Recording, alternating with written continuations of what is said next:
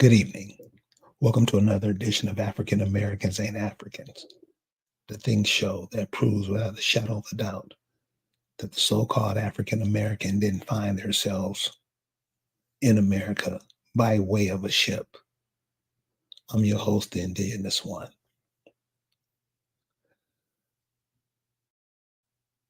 The only problem that we're having is that we're standing in our own way. Living in this artificial society we live in, we seem to be controlled by the media, the music, and all the mendacities that goes on in everyday lives, not really realizing what's happening, what's going on in the world. One of the things that's being shown in the mainstream media today is this Fannie Willis. It's just stuff to keep you disconnected from what you're supposed to be connected to. But you see the kind of people that we have integrated with, what kind of people we've become. This is the district attorney for Atlanta, one of the largest indigenous populations in the country. And that's what we have to represent. And everybody's just dogging you. But we proud of that. We proud of it. 500 miles away, the Accomack Indians are saying, we can't take this shit no more. And what these people are doing up there on the eastern shore of Virginia, all of us should be doing that. But we can't get out of our own way.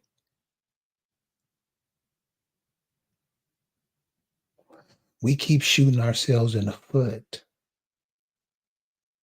We don't mind if people call us what they want to call us.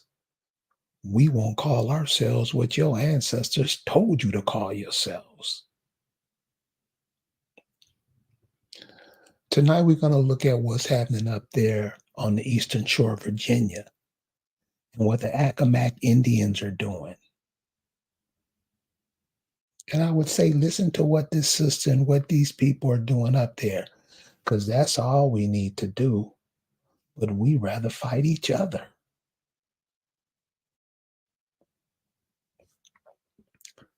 We rather fight each other. So allow me, without any further, Hi. how you doing? Accomack Peter, Oh. Hmm. my audience has been waiting for you. Let us know what's happening.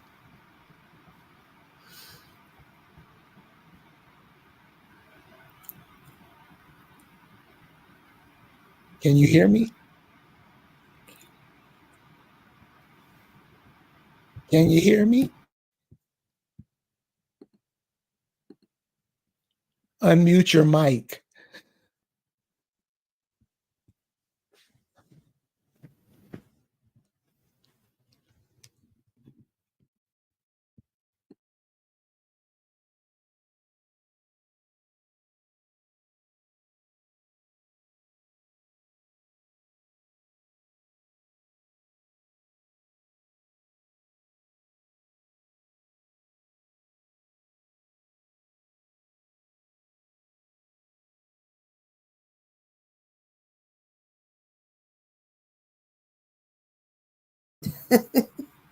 Hello. I can't hear you. Hello. I can't. Maybe my sound is off. That's why. Sorry, y'all. Hold on. I'm muted in my laptop. Okay, there we go. How you doing, Lisa? I'm great. How you doing, Carrie? Everything is well. I couldn't wait to sit down to have this chat with you. I mean, Mm, what the Accomack Indians are doing on the Eastern Shore is something that all of us should be taking advantage of. But it's like you mm. said earlier, we seem to stand in our own way. Could you tell us what you meant by that? Well, I say it because speaking for myself, right? Um, what we don't know and what we don't believe about ourselves, our lack of trust of ourselves, of our ancestors, and of our own inherent rights holds us back. Hello, George Mitchell. Hello. Hey, Kayuk Bam. Um, it holds us back. And it held me back because I didn't understand myself. I didn't, and I was in my own way. I was I was stopping us. Ignorance stops us. Our own ignorance keeps us from getting everything we should have. Everything. How does how does that ignorance manifest itself? Well, it's just the fact that it's like our failure to have confidence in us and trusting everything else besides ourselves to be true. Putting our faith and our beliefs and our and everything credible, giving it that power to everything and everybody and every entity, but never to ourselves. How you not gonna trust you? How you not gonna trust what your grandparents said? Well, how you not gonna trust your big mama? How you not gonna trust what you kind of feel like in your soul, like you know what you know, but then you don't really trust yourself to know what you know. See, I went to Virginia in the particular territory that I have quit claimed back in like 2008, and they had the signs up, private, only the residents and their guests may enter, you know. And and I have a picture of this. I don't know if I have it with me right now, but I have a picture of this because I remember going there with my grandparents and my mom and dad and my sister. And I was like, nah, this is our land, right? And my daughters were like, Mom, it says no, it says private.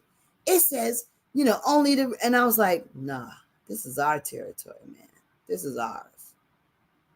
I didn't understand like how deep that was inside of me, but I just knew it. Like I just knew. Like I knew.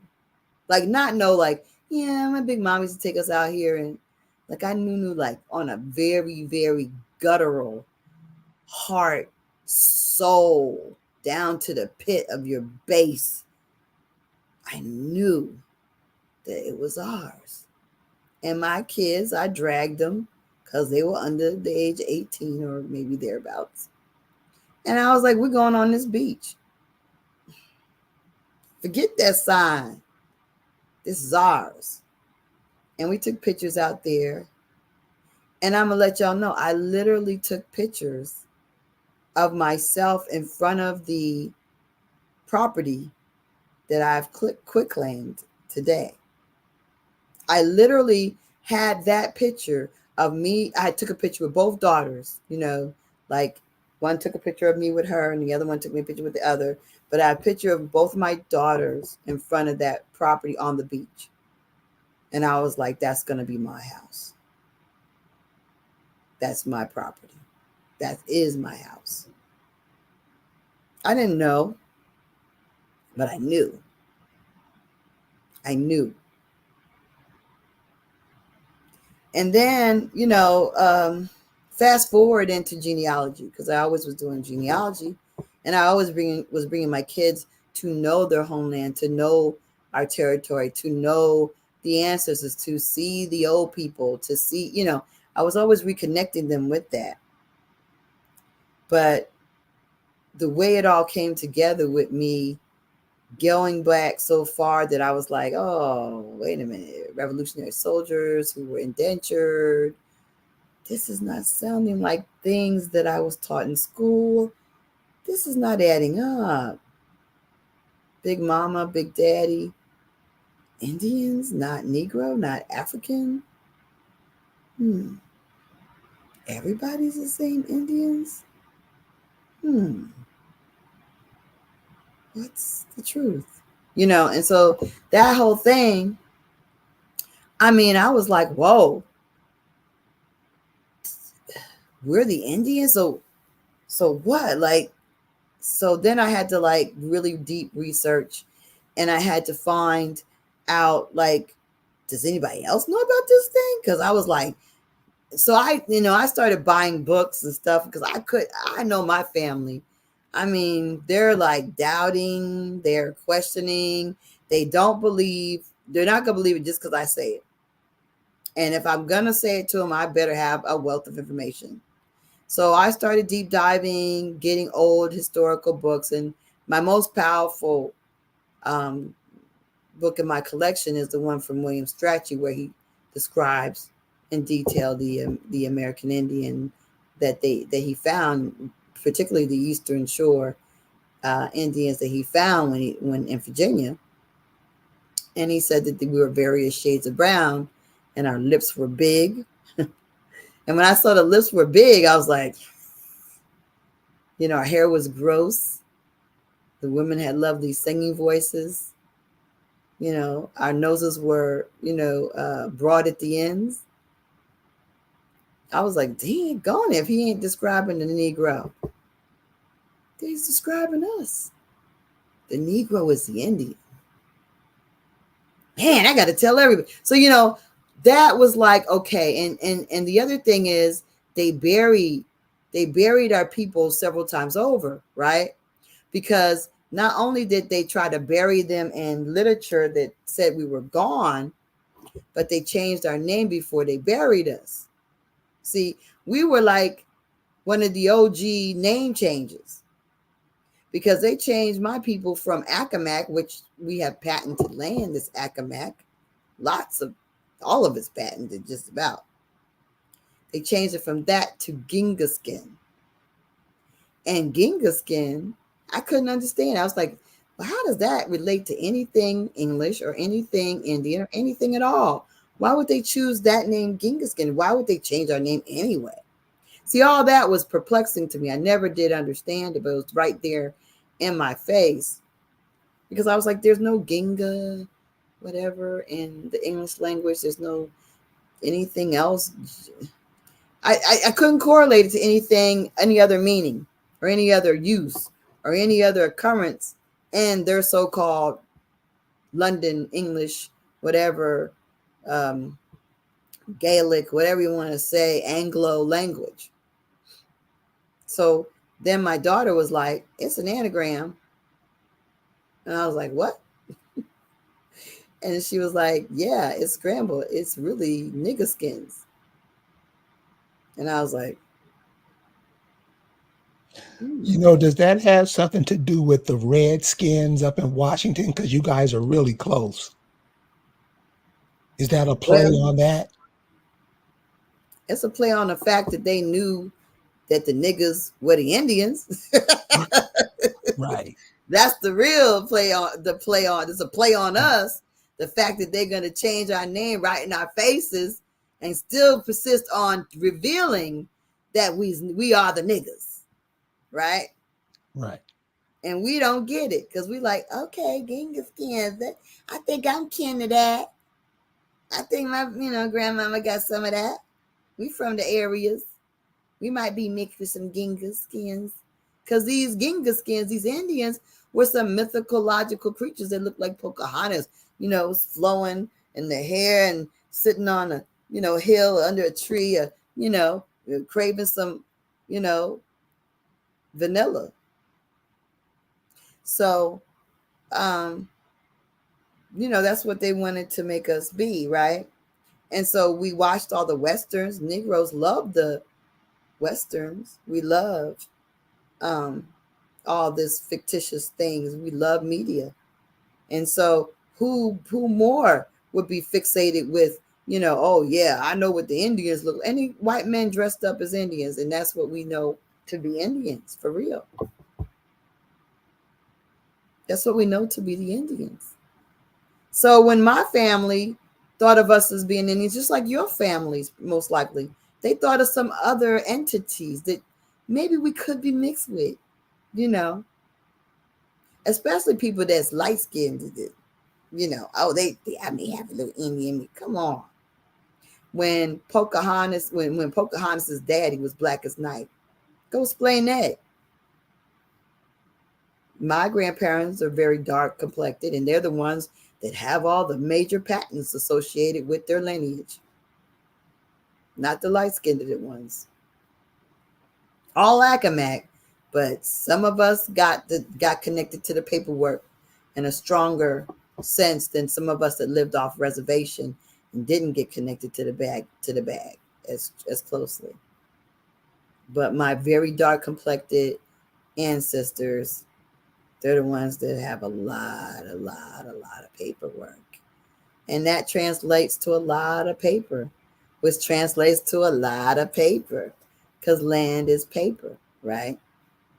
If you don't know, then you better start recognizing. So when I did, I ended up meeting up. I started looking at, different people that were talking about it on the internet. Ran into this gentleman here, and I was like possessed when I actually realized and made connected the dots on not only who I was, but what we were called, and I knew we were still around because look, I know I'm still around. I know all my cousins. I know all the surnames because what we had was a mass exodus that the same surnames that exist in Virginia to this day are in Philadelphia, they're in New Jersey, they're in New York, they're in Maryland, and they're in North Carolina as well. So when we had and Florida for that matter. So when we had our mass exodus, the names went. And so I grew up in New Jersey with the same exact surnames that existed on the Eastern Shore. So although I didn't grow up there, I grew up deeply embedded in that culture. How so? Because we are the culture. Our life is the culture. So the Accomack Indians that had that mass exodus to the north, those we are that culture. We brought So our culture. let me ask you a question. What was the cause of the mass exodus? And it was that what the exodus we heard about all throughout the South? That is it. Because yeah, from Mississippi to Chicago, from Arkansas and Alabama to California. Yeah, that mass exodus happened all over the South, and it happened in similar times because you have to understand there were different periods of it. It happened repeatedly. They tried to kill the Indian constantly, right? They tried to destroy the Indian all the time. So you're going to talk about the early 1800s with the Nat Turner so-called uprising, which was an Indian war, right? And then what followed? The Trail of Tears and the Indian Removal Act. Wink, wink. Understand? And then when you have 1920s when They started burning our stuff down, flooding our towns, that sort of thing. So, and then you hear about Tulsa, but you got, when you look at it, it was Birth of a Nation. The movie came out, got everybody revved up over the Indians. Get rid of the Indians. The Indians want your women. The Indians want your stuff. The Indians gonna take your stuff. Get rid of them Indians. Crush them. They're ignorant. They're savage. They're, you know, and it got immigrants all riled up against the indigenous people, who they want to lie and act like we somebody else. The racial integrity, well, that was after that. That was, yeah. First you had the Indian Removal Act, and then you had the Racial Integrity Act. That's like pretty far apart. We're talking about 18 something, and then we're talking about the early 1900s, during the time that they had Birth of a Nation. That's right. During the time of Birth of a Nation, and during the time when they flooded our towns, they burnt our towns, and there were mass expositions of lynchings, right? We're going to show them niggas. We're going to scare them. You know, they pick a sorry brother, a sad person, to show off that they will kill somebody. Hell, half of these people might have been, some of these people were important. Some of these people might not have been important. I don't know.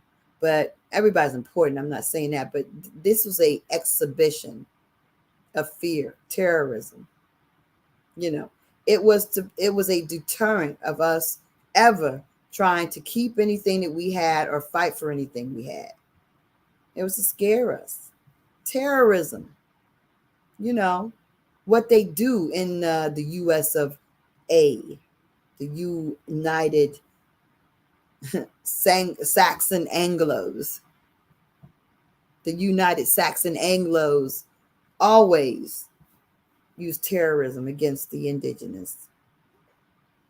You, So, go ahead. you know what strikes me in all of this? Mm. What just irks me? Mm. Well, you're in Atlanta, so I'm sure you probably haven't. They Mm. have this trial with this chick Fannie Willis going on. Yeah, I'm not paying She, any attention to any of that. yeah, and she's supposed to be the district attorney down there in Atlanta. Mm. And that clown show is going on Mm-hmm. when what you're saying is by far way more important than that stupid shit. Do you think all this clown shit that's going on, because your feet are on the ground, the Acamac's feet are on the ground, and the information, media, music, whatever, church, whatever, is swimming around in people's head, and they're not paying attention to what's going on the ground. That whole Well, district attorney thing, that's a joke. And it's worse because the media is just dogging them both. And these are supposed to be high educated, talented 10th Negroes. right. Well, the reality is that a lot of people don't want to know. A lot of people, I think, knowing this makes them feel like they've been had, like they've been that, like they're suckers, like Heck, they've been doing things the wrong way. They've been looking at things the wrong way. And there's a thing that people don't want to think, that they've been looking at things the wrong way. They don't want to think, they don't want to believe that that everything that they work for, they didn't have to work for it like they did. Because if they actually knew what they should know, right? And it makes the people that have built everything into saying, into following the American dream or the American way of doing things, and they followed that script, and they may have had some success. That's right, the W.E. Du Bois folks. That's right. They follow the script. They follow what they've been taught to do, and they have a measure of success from it, and that's cool. That's mad cool. But the reality is that there was a bigger thing that they could have done, and bigger things they could have gained had they focused on themselves. Like, and that's what I mean. You got to get out of your own way. And I, I knew I had to fight for this. I knew once I learned that not only, daggone it, I'm an Accomack Indian. Both my parents are Accomack Indians, and so on and so on and so on and so on. I gotta fight. We gotta get back with what's ours. My cousin, she was fired up. My other cousins, I talked to them, and I mean, I wore them out on the phone. I mean, wouldn't let them up for air for an hour, just then come back next month, do it again, until I mean, that's what I did. I was driven. I was like possessed by my ancestors. I was like, I had to get this out. I had to repatriate my people, which means I had to resurrect what they said was gone, that never was gone. I had to rebuild us back. I had to reconstruct us back. We already existed, but I had to reorganize us. I had to create our affidavits. So we said, hell no, we ain't no Negroes, coloreds, white, black, African Americans. We're none of those things. We're Accomack Indians. And we have rights that actually predate you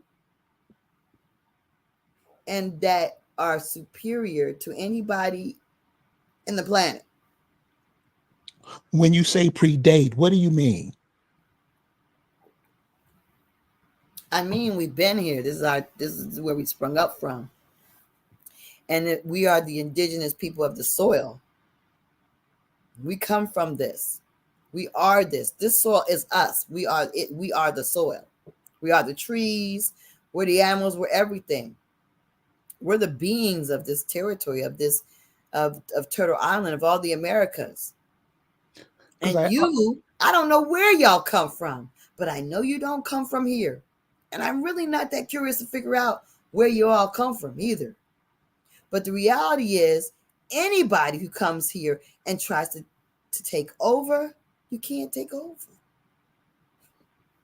What the heck are you doing? We have allowed you here because we've been under a miseducation, misinformation, and we don't even trust ourselves. We trust you because you taught us to do that. But when you know better, you got to do better. And when you know that they have lied and stolen and murdered to take what belongs to us, and we have facilitated that. When you say facilitated, explain what you mean. How do you facilitate? You facilitate by saying, okay. You facilitate by not saying nothing. We don't say anything. The assumption is they're right.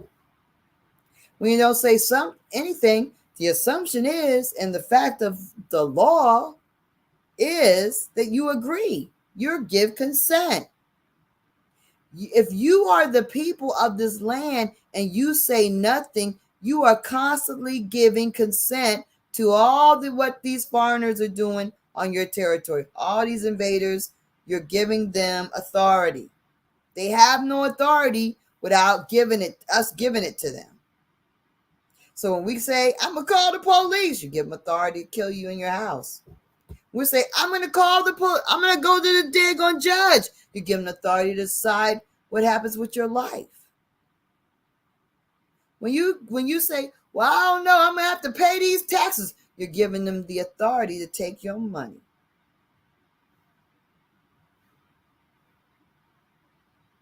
It's that simple.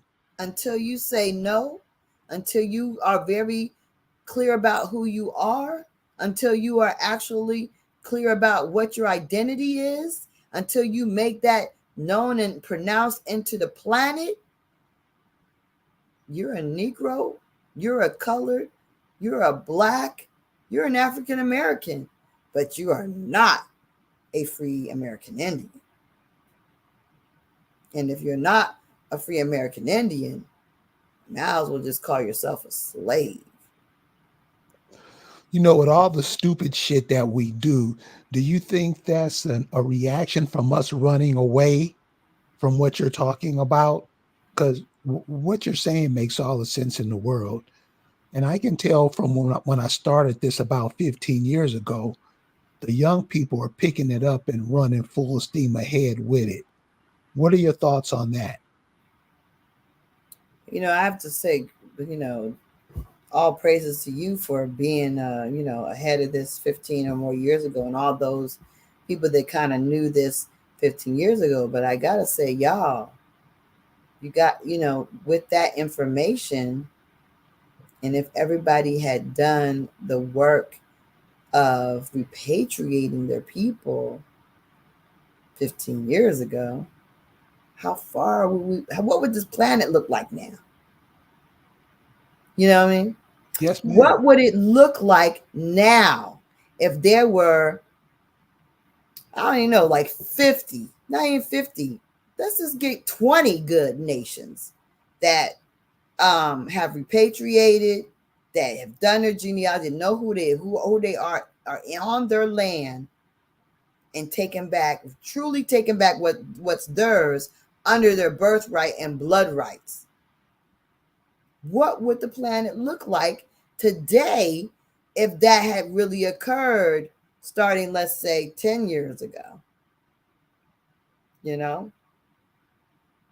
I mean, instead of like fighting with each other on the internet and, using each other's content and, regurgitating it as our own to get views like a lot of these folks do, going on Clubhouse and trying to be experts, in information.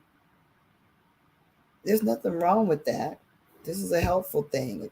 It's a tool that helps a lot of people understand better what has happened to us. But at the same time, we need to be building nations. We need to be building back our nations so that we can actually move forward with reclaiming what is owed to us on so many levels. There's no reason why we should not be the wealthiest, autonomous people on the planet, doing what we want, doing it the way we want to, and on our own territory. African Americans Ain't African Mindcast. We're here with Lisa Cypess from the Accomack Indians of Eastern Shore, Virginia. I just posted the link to the chat in the chat room. So please, if you have any questions for Miss Cypess, want to find out some stuff about yourself or that of your people, please call in, give us a call in, and she'll be more than willing to help you. So Lisa, enlighten us on what's going on up in the Eastern Shore today. So, back, I'm gonna kind of also give a quick synopsis in the fact that, I don't know, about several years ago, I contacted Carrie and asked him to come to my summit, which I didn't want to have a powwow, and I called it a summit.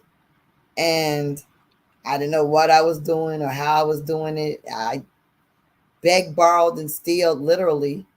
And steal, but I did a lot of begging. I begged for the first time ever. And my sisters and some friends that I don't even get to see very often came through. And we had the summit. And people that came and showed up that I didn't even know, which was Carrie was the first and the most powerful person. Tasha She, Gabe Rich, who might be an agent, but I don't know. Who else showed up? That's it, right? Anyway, Oh, people showed up. oh, I mean, yeah, my people showed up.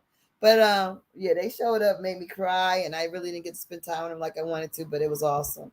But anyway, but the main thing is, that was the first, and from then I started to really just delve into let's get our stuff back and how, and I reached out to a lot of different people, and then but a lot of people know stuff.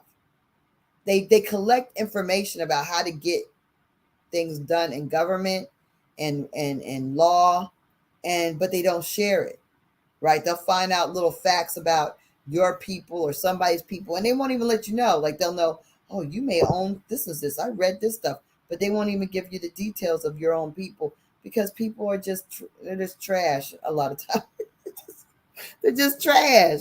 So I mean, so it's hard to find people that are legit like Carrie Davis that will actually help you. And one of those people that actually did help me was a lot of people don't like even Carrie.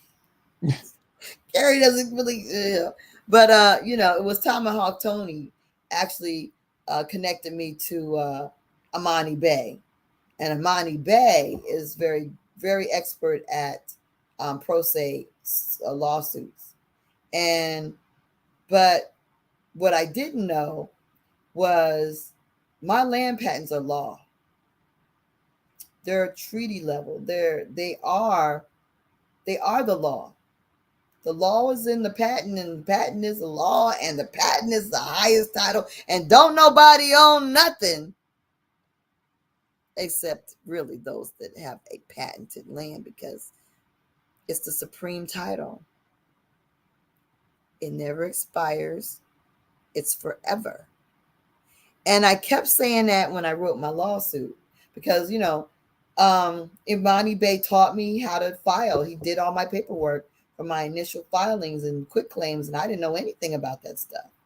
And I give props to Amani for his, knowledge and help. And I'm gonna let you know that, after a while, my sister and him, things happen. And my sister was like, well, you're doing all this work. You need to just do it yourself, Lisa. So then I started, continue to file on my own. I learned enough that I proceeded for 2 years litigating, getting kicked out of there, going the federal court, going to the Court of Appeals, and more litigation for another year or so. And then all of a sudden, like I had them on the ropes. I had the county on the ropes, man. They did not appear at all in the Court of Appeals. So I filed a motion what is it? A judgment, a motion for what's it called?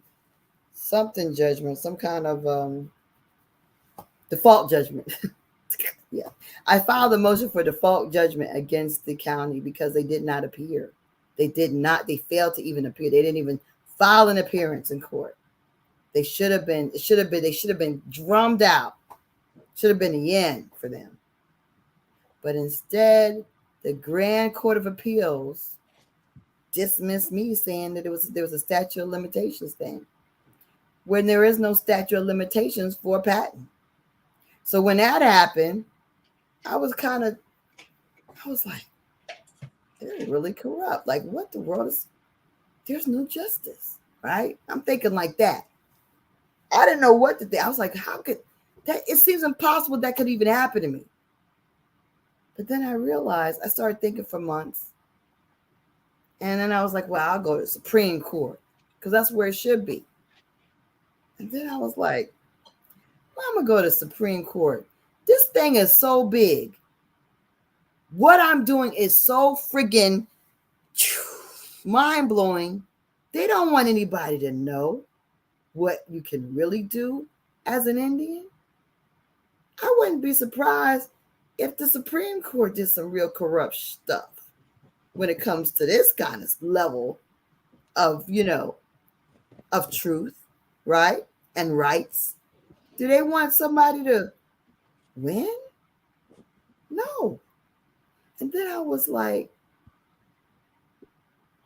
I kept writing that I have the supreme title. I kept putting that in my paperwork. I had all the laws. You can't build anything. You can't build a fence within 3 miles of our Indian land. We had every protection. There are court codes and laws that say that you have to protect the Accomax land. Stay off the back. I mean, the Accomax, particularly for my people, there are things in the court records that protected us, including a trust. So I'm like, okay, so how about this? So then I was like, I wrote that it's mine. I said the patent declares that it's ours. Why don't I believe it? Right? So then what I decided to do was just go ahead and back up, start over. Not with litigation, though, but the initial thing that I did, which was claim the land. But this time I met someone through Carrie Davis. Again, everyone doesn't connect you with people that know anything. Everybody's not going to give you truth. A lot of people know a lot of things, but they're not sharing anything worth a damn. And some people, some guys, and me being a woman, some guys, it's a guy thing, it's a boys club. So they're going to share with their fellas, but they're not going to share with a woman. And we're the clan mothers. One thing that's true, the women did. We built houses and we held the keys to the land. That's why they showed you that movie about Tulsa and the women and how these white men were gunning for the women in Tulsa, the Negroes in Tulsa, to get the land. One thing is true. We hold the land. We control the land. So, although we are that, a lot of people in indigenous or whatever community do not want to deal with a woman, don't want to hear it from a woman, and then they don't want to give me information. So it's hard. It's hard for us to get things done. But Carrie is one of those people that is not that way and has mad respect for women. And I appreciate you so much for that. But so anyway, he connected me to John Blocker. And John Blocker is also brilliant at pro se. But then again, suing is not what I needed, right? But I didn't need to sue, but I did need kind of a mental reset. And the way he kind of talked about the patent and taught me about patenting our own land was when I said, well, wait a minute, I need to repatent the Accomack land, right? So what I did was I quitclaimed our property that I knew was so wickedly, criminally captured, blatantly criminal. This is what they did when they took this thing. They left all the evidence of their criminal doings is all over the place.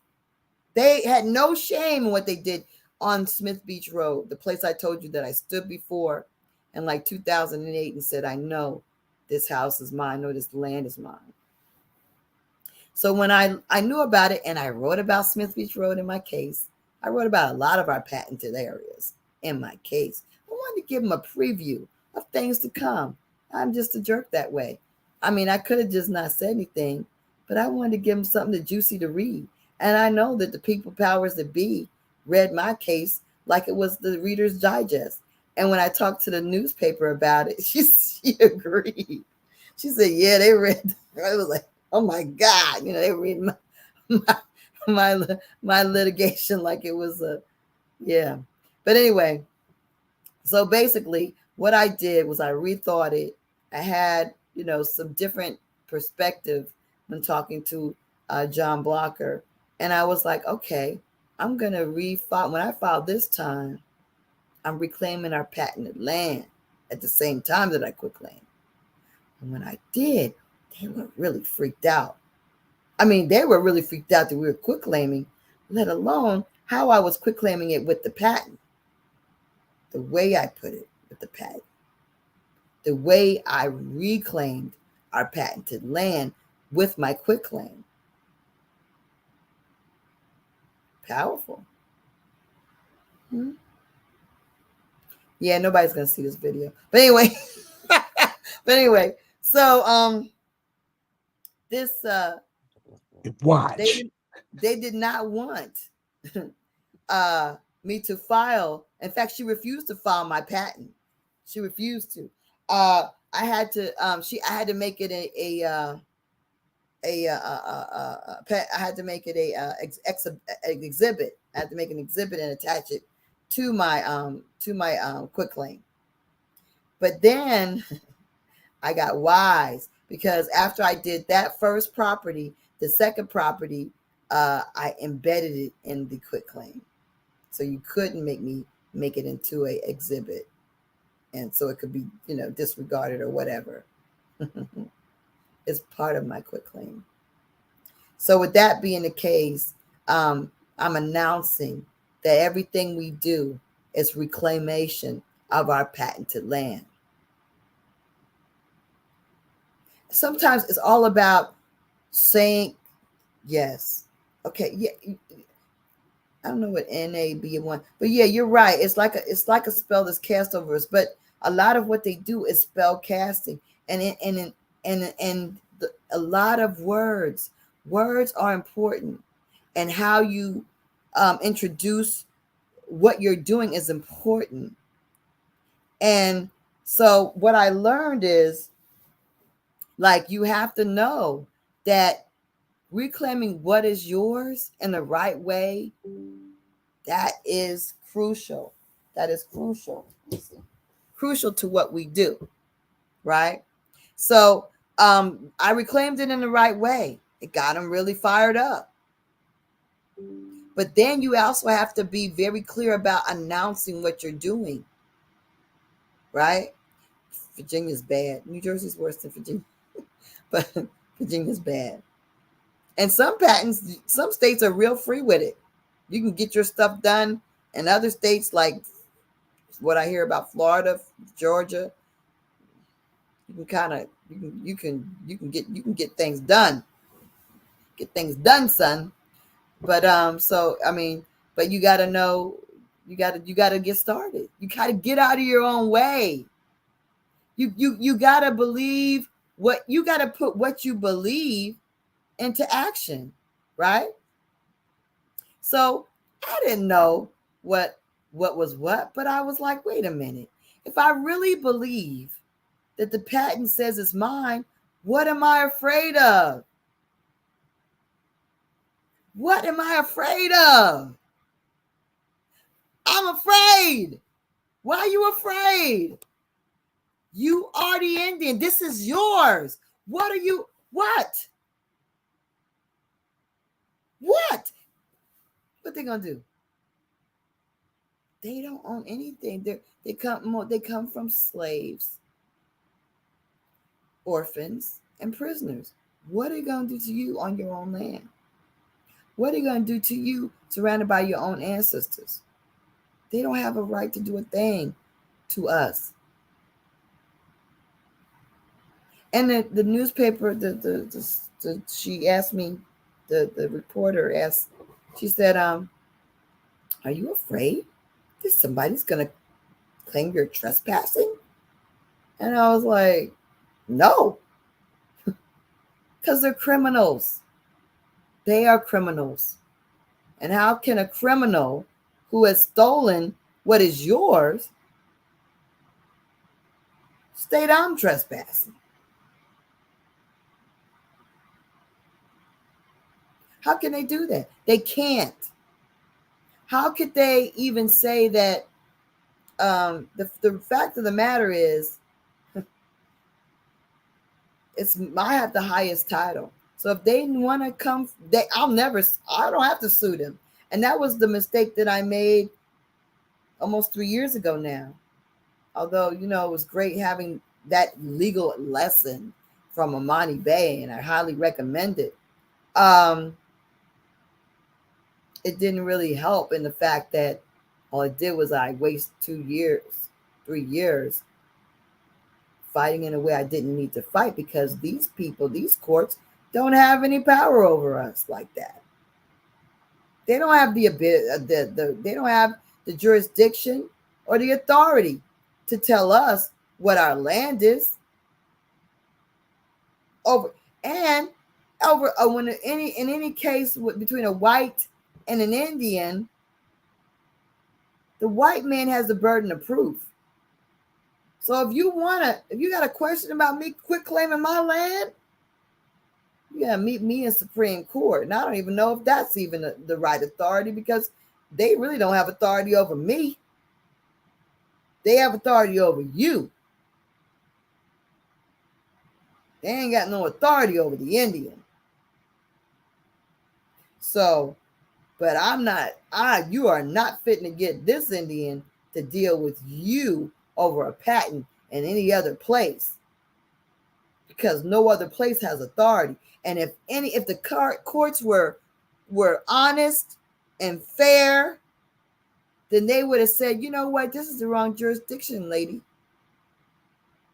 We don't really decide on patent matters. We don't know anything about it. That's what they should have done if they were just. If the judicial system was just, they would have been like, ma'am, I feel like you're in the wrong system.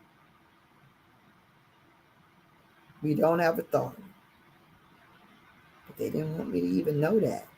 They just wanted me to continue doing what I'm doing, keep me tied up and confused, and then demoralize me by saying, you're wrong, you lose.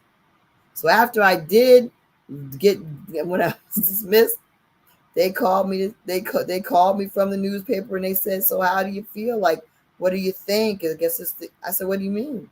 Well, you lost, so I guess this is the end. I said, "Are you kidding me? Huh? Are you? No way. I have patented land. You think we're going to stop thinking that we own it? You think we're going to stop fighting for what is ours? Oh, no, no, no. Never will this be ever end. Not when you know what you know what you know. How could you ever stop? How could you ever give up? We're never going to give up. We're always going to be fighting and getting our land back. You cannot unring that bell. So when I did quit claim these properties and I put the signs out, we made the signs that you see in the thumbnail that said, no trespassing and all that, and Accomack territory, and as is patented land. It got a rise out of some people. And they contacted me from the newspaper.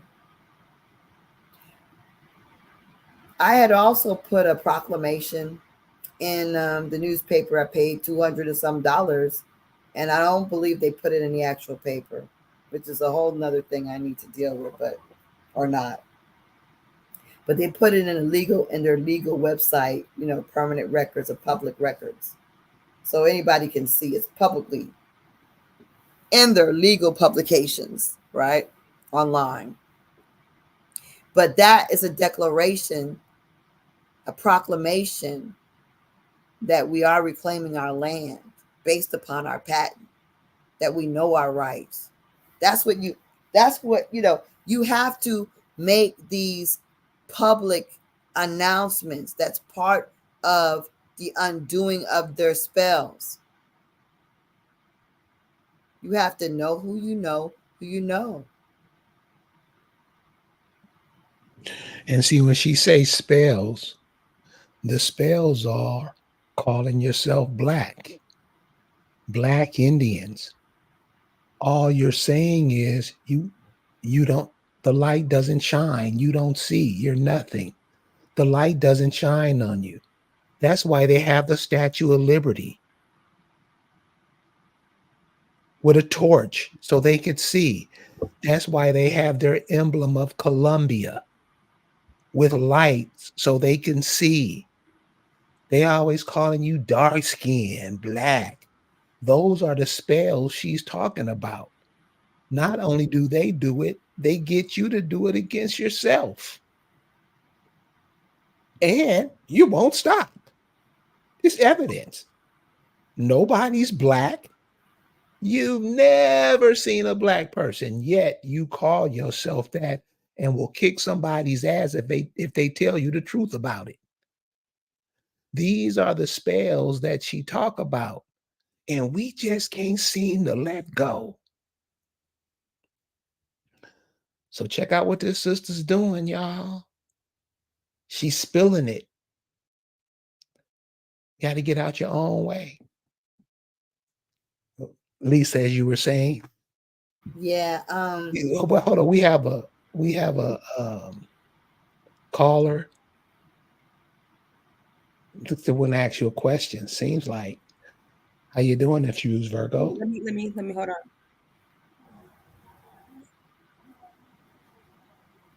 Infused Virgo? I'm fine. Hi, Lisa. How are you? Hey, how are you doing? I'm fine. So I got a question. Yep, I'm here. I got a question, you guys. Just a hypothetical one.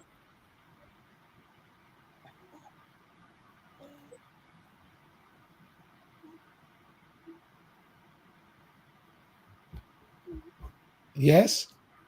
Okay, so whenever they're trying to come up with the bill or they're coming up with the new idea for their government think tank, say they do polls. Can you guys hear me? Am I building? Yes. Okay, hold on.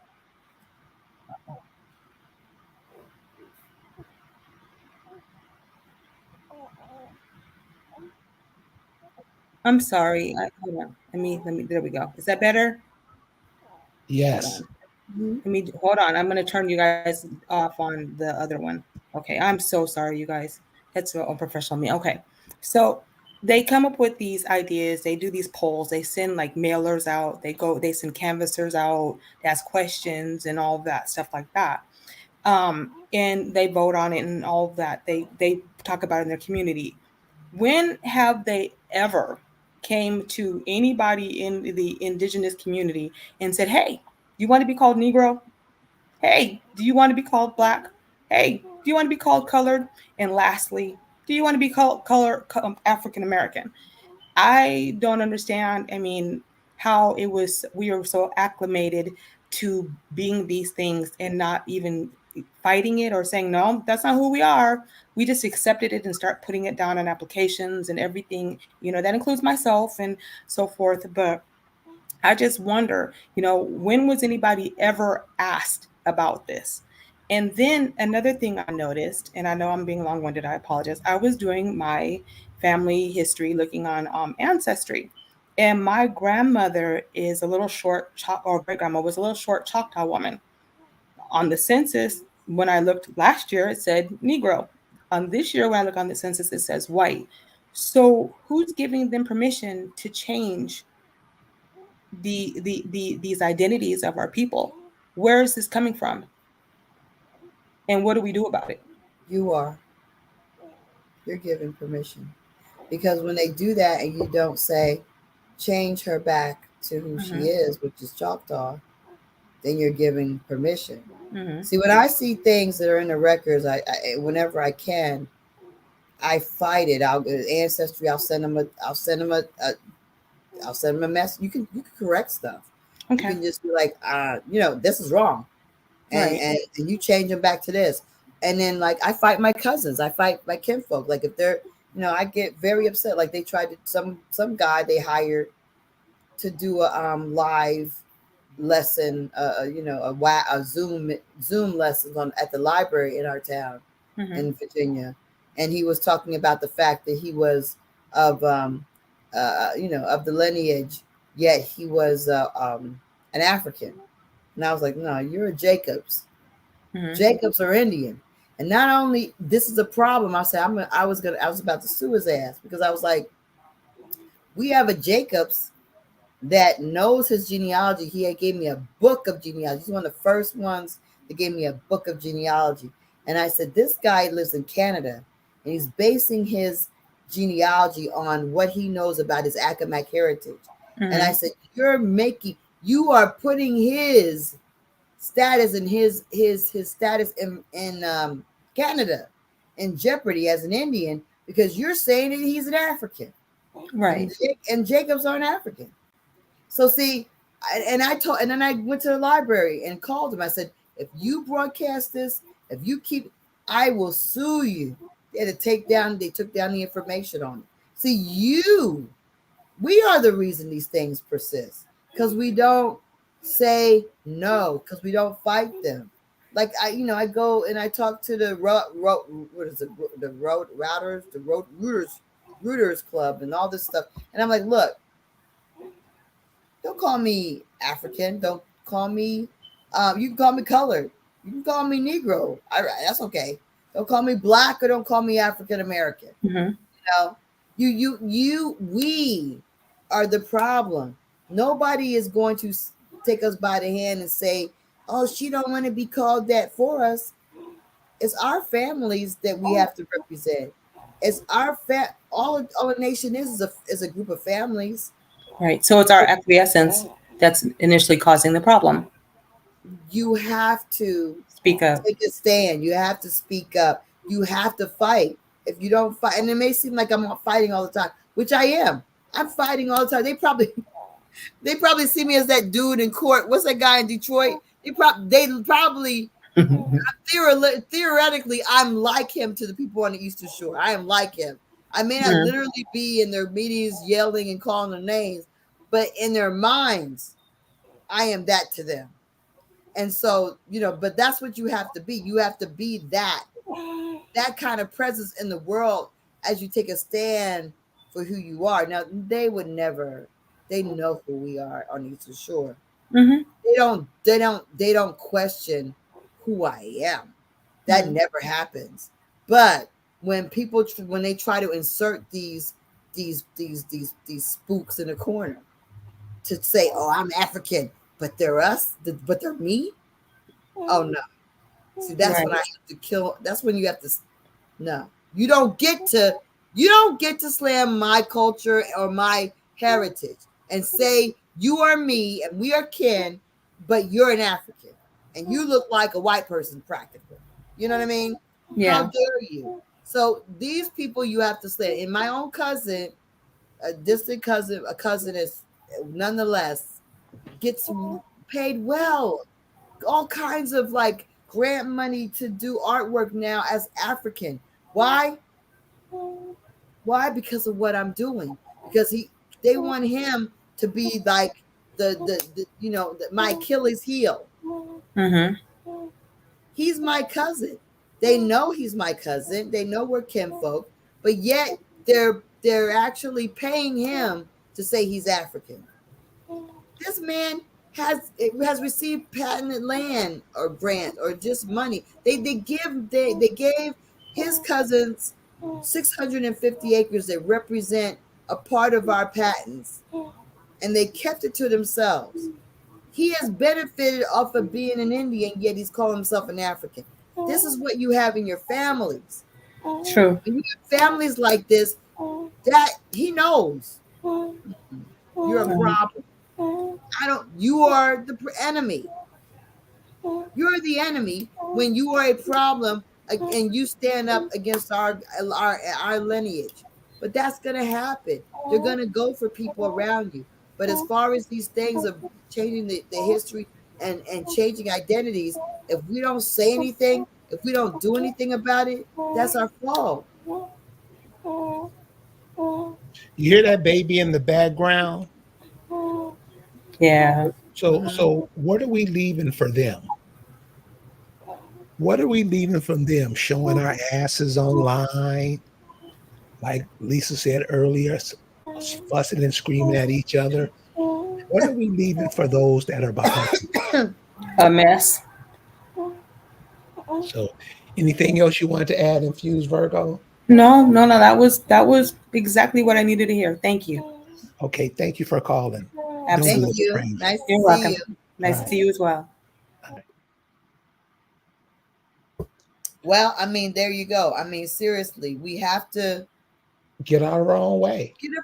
get out of our own way. There, nobody can stop us except us. I wrote so many things, so many laws, statutes, codes, exclaiming that I had the right, that I am the patented land is the law, that it's mine, it's got to be mine. It's the highest form of title, but I didn't believe it.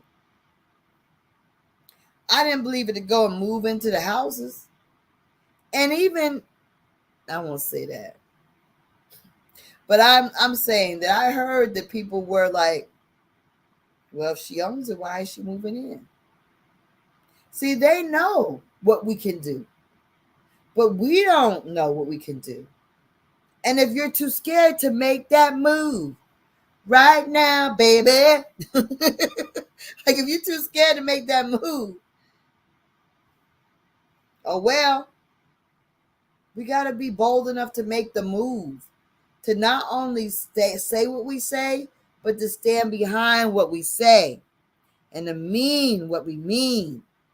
So yeah, we put signs up.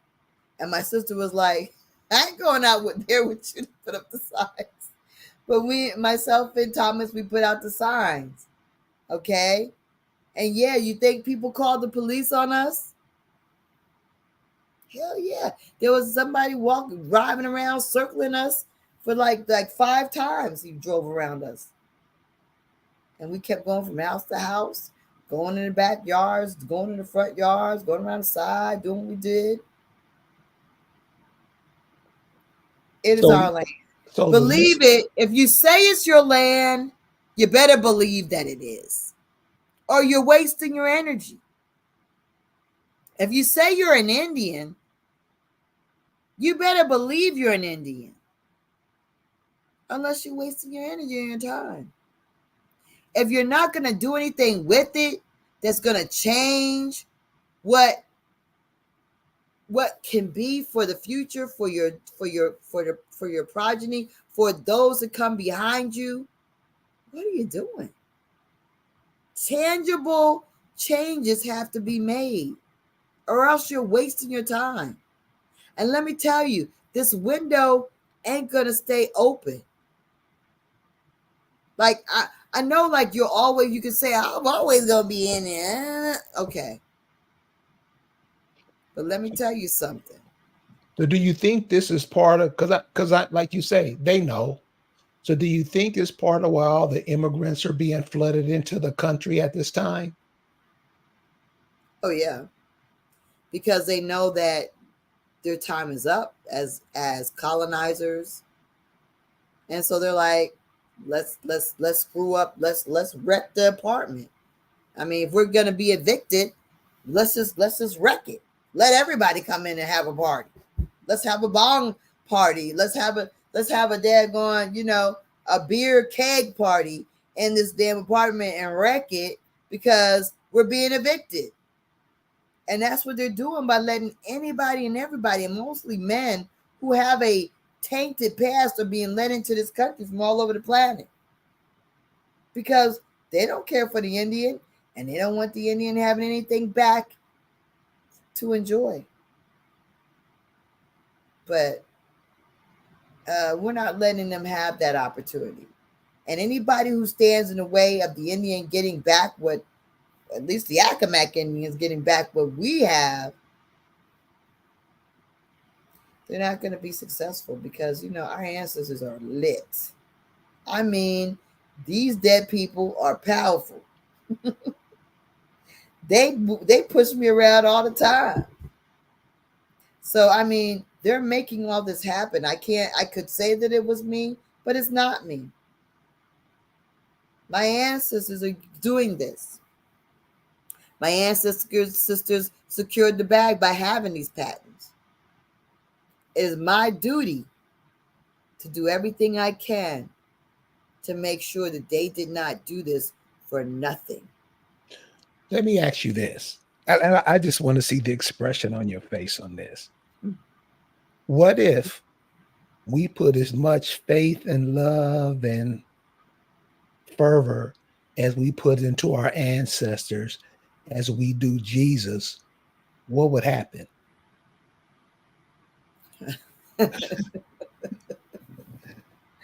Man, wouldn't that be something? Wouldn't that be something? Wow. Wow. Because that's the thing about it. That's what we want to do. We just want to be, I don't even want to talk about that because people, I've just been messed up this week by the things that people have been doing rather than trying to realize their identity as the American Indian. Real Indians still want to think that they're African. And that's been a major disappointment to me. You're welcome, John Blocker. You are the best. You are a scholar and a gentleman. That phrase was made for you. That phrase was made for you. So yeah, this is the thing. We let people get in our way, and we get in our own. But more importantly, we get in our own way. I don't know if that'll work. I don't think that'll work. And then what? Even in my own family, the article comes out. Accomack Indians claim their land or claim whatever it says, but it doesn't say we attempt to, try to. It says we claim it. And then yet I have family members who are like, girl, you better lawyer up. What is a lawyer going to do? It's already won. It's been won.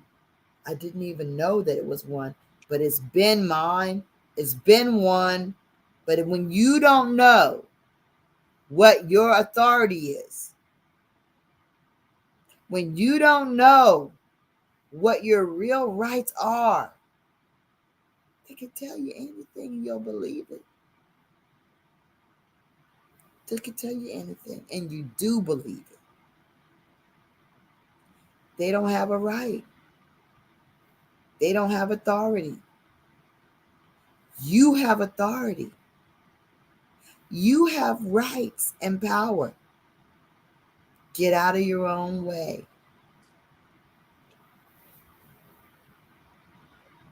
Well, well, well. Oh, the trust. That the trust, George Richard, the trust is a non-entity. It was in the 1600s. It was all it does is it shows you that we was running the government back then, and we ran the government to the point that people were appointed to protect the Accomack land, and they failed to do so.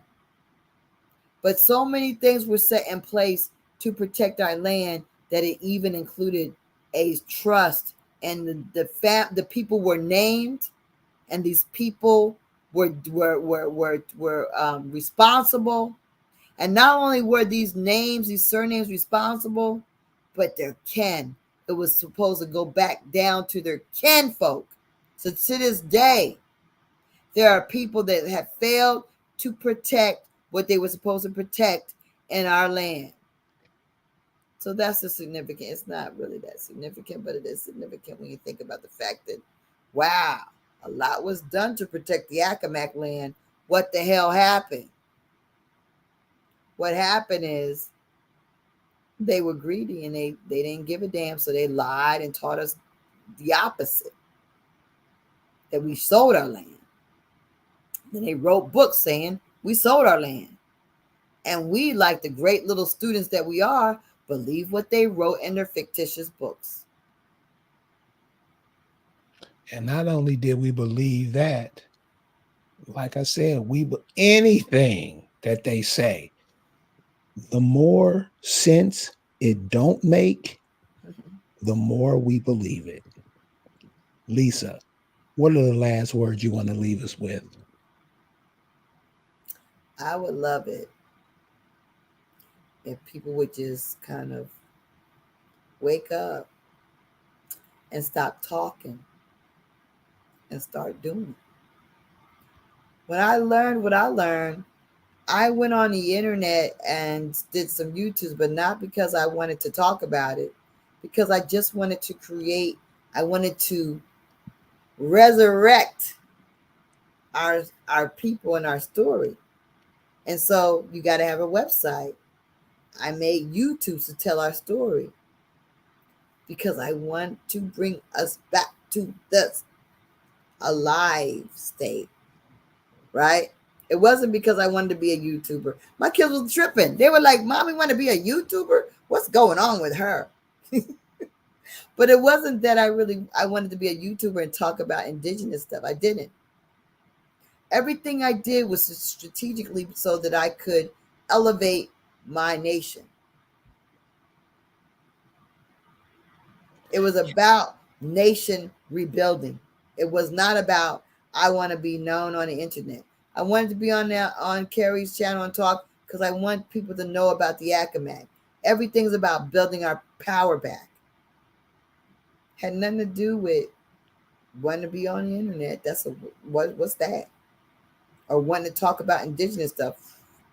I want to do. I don't want to talk. I want to meet people who want to do. And the people from those, I know Clifford Bayard, I know y'all are the real deal. And it might be sad that there's only two of us nations that are real. But really, that's all we need. We don't need more than that. We don't need more than two real nations. Because of those two, that's what, I mean, all you need is people who are authentic.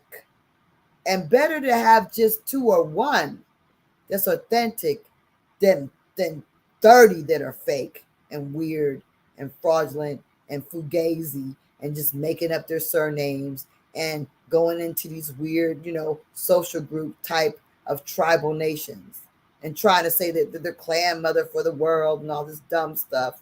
When who are these people? What are they doing in real? What are they actually accomplishing? And why do you want to listen to these people? That's a problem. We want to be entertained. We don't want to actually do the work. So the real deal is this. Build yourself back. Build yourself, first of all, with your genealogy. And then once you know who you are, then you can find out who your people are. And then you need to build that back. But it's a doable thing. And then you find out exactly where's the land at? What do we have? Some of y'all got mines full of daggone precious gems and gold and copper and diamonds. You don't even know it here in America because you're too busy listening to people and trying to talk about things. I mean, yeah, it's good to inform the public of our history. But when does it become time for you to build back what your ancestors lost? When does that become important? When does that become the goal? Tomorrow isn't promised. Time to get to work. Thank you, Terry. I really appreciate this. And elevated the Academic you have done. Lisa, thank you for having us tonight, and thank you for sharing this information. And into the chat, I hope this was helpful for all of you. Yes. Know who you are, who are trying to find your way in the world. Leave it for your children, trying to teach your children something. I hope the words that flow from this sister's mouth assist you in your goal. Lisa, thank you very much. And we'll see you guys next time. Peace out.